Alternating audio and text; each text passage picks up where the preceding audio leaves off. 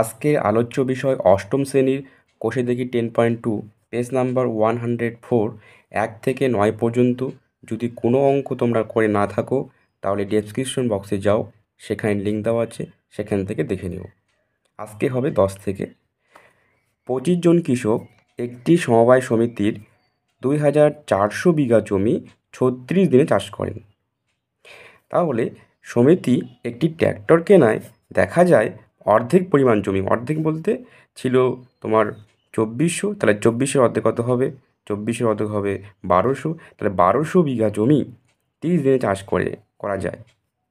তাহলে একটি ট্র্যাক্টরের ক্ষমতা কতজন কৃষকের চাষ করার ক্ষমতার সমান? তাহলে প্রথমে আমরা কৃষক সংখ্যা বের করে নেব। তাহলে গণিতের ভাষায় সমস্যাটি হলো কী বের করতে হবে? কৃষকের সংখ্যা, সেটা ডান দিকে রাখলাম, সময় মানে দিন, আর জমির পরিমাণ বিঘা। এবার লক্ষ্য করো যে 25 জন কৃষক, তাহলে এখানে 25 লিখলাম, কৃষকের ঘরে 25, তাহলে 25 জন কৃষক একটি সমবায় সমিতির কত বিঘা? 2400 বিঘা জমি চাষ করতে সময় নেয় 36 দিন সময় নেয়। তারপর এবার সেই সমিতি একটা কী করেছে? ট্র্যাক্টর কিনেছে। তো দেখা যাচ্ছে যে অর্ধেক জমি, তাহলে অর্ধেক মানে এই 2400 বিঘাকে আমি 2 দ্বারা ভাগ করলাম, তাহলে কত হবে? তাহলে এখানে হবে 1200। তাহলে 1200 বিঘা জমি যদি আমি 30 দিনে চাষ করতে চাই তাহলে কতজন কৃষক লাগবে? তাহলে এই যে কৃষক সংখ্যা মানে কি, যে কৃষক সংখ্যাটা বেরোবে সেটাই একটা ট্র্যাক্টরের সমান কিন্তু সেই ক্ষমতা। ঠিক আছে, তাহলে আমরা বের করব কৃষকের সংখ্যা বের করব। তাহলে আবার দেখে নিই, তাহলে এখানে কী সম্পর্ক রয়েছে? দেখো, জমির পরিমাণের সঙ্গে কৃষকের কী সম্পর্ক? সরল সম্পর্ক। কী হবে দেখো, যে 2400 বিঘা জমি চাষ করতে 25 জন কৃষক লাগে, তাহলে 1 বিঘা চাষ করতে কম কৃষক লাগবে। তাহলে যখন জমির পরিমাণ কমিয়ে দিলাম তখন কৃষকের পরিমাণ কমে গেল, অর্থাৎ কী সম্পর্ক? সরল সম্পর্ক। অতএব জমির পরিমাণ ও কৃষকের সংখ্যা সরল সম্পর্কে আছে। অতএব অনুপাতটি হবে, তাহলে অনুপাত আমরা বের করে নেব। অনুপাত কী করে বের করে? যখন সরল সম্পর্ক হয় তখন আমরা নিচ থেকে উপরে করি, অর্থাৎ 1200কে ভাগ করব 2400 দিয়ে, তাহলে 1200 ভাগ এখানে লিখব 2400। এইবার দেখব এখানে আছে সময় মানে দিন, সময়ের সঙ্গে কৃষকের সংখ্যার কী সম্পর্ক? মানে ব্যস্ত সম্পর্ক। কী হবে? দেখো, যে 36 মানে এই 2400 বিঘা জমি 36 দিনে চাষ করতে আমার 25 জন কৃষক লাগে।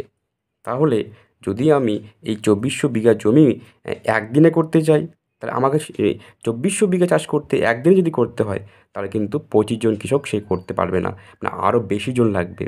তাহলে সময় যখন কমিয়ে দিলাম, মানে 36 থেকে যখন একদিন করলাম, কিন্তু কৃষকের সংখ্যা বেড়ে গেল। তাহলে একটা কমে গেল আর একটা বেড়ে গেল। কী সম্পর্ক? ব্যস্ত সম্পর্ক। অর্থাৎ সময় ও কৃষকের সংখ্যা ব্যস্ত সম্পর্কে আছে। অতএব অনুপাতটি কী হবে? অনুপাতটি হবে যখন ব্যস্ত হয় তখন আমরা কী করব? উপর থেকে নিচে করব।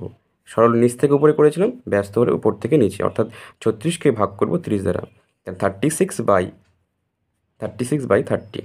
ওকে, আচ্ছা, কী বের করতে হবে? নির্ণয় কৃষকের সংখ্যা। তাহলে আমরা বের করব কৃষকের সংখ্যা। অতএব নির্ণয় কৃষকের সংখ্যা ইকুয়াল টু কী রয়েছে এখানে? 25। তাহলে 25 গুণ করব যেটা যে অনুপাতগুলো বের করেছি আমরা, অর্থাৎ 1200 ডিভাইডেড 2400 মাল্টিপ্লাই 36/30। ঠিক আছে, তো প্রথমে এই যে 0-র সঙ্গে 0 কাটলাম, এই 0-র সঙ্গে 0 কাটলাম, তাহলে 12 দিয়ে কেটে দাও, 12 একে 12, 12 দুগুণে 24। ঠিক আছে, এইবার আমরা এই 2 দ্বারা এই 36কে কেটে দিলাম, তাহলে 18 দুগুণে 36। ঠিক আছে, এবার 5 দিয়ে কেটে দিই, তাহলে যদি 5 দিয়ে কেটি, 5×6 30, আর এখানে 5×5 25। ঠিক আছে, এবার 6 দিয়ে কেটে দাও, 3×6 18, তাহলে এখানে কী পেলাম? 5 আছে এখানে, আর এখানে একটা 3 আছে, তাহলে 5 × 3 এতজন, কত হবে? তাহলে 3×5 15 জন। অর্থাৎ একটা ট্র্যাক্টরের ক্ষমতা 15 জন কৃষকের সমান।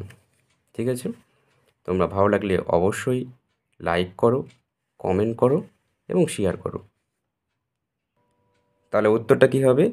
একটি ট্র্যাক্টরের ক্ষমতা 15 জন কৃষকের চাষ করার ক্ষমতার সমান।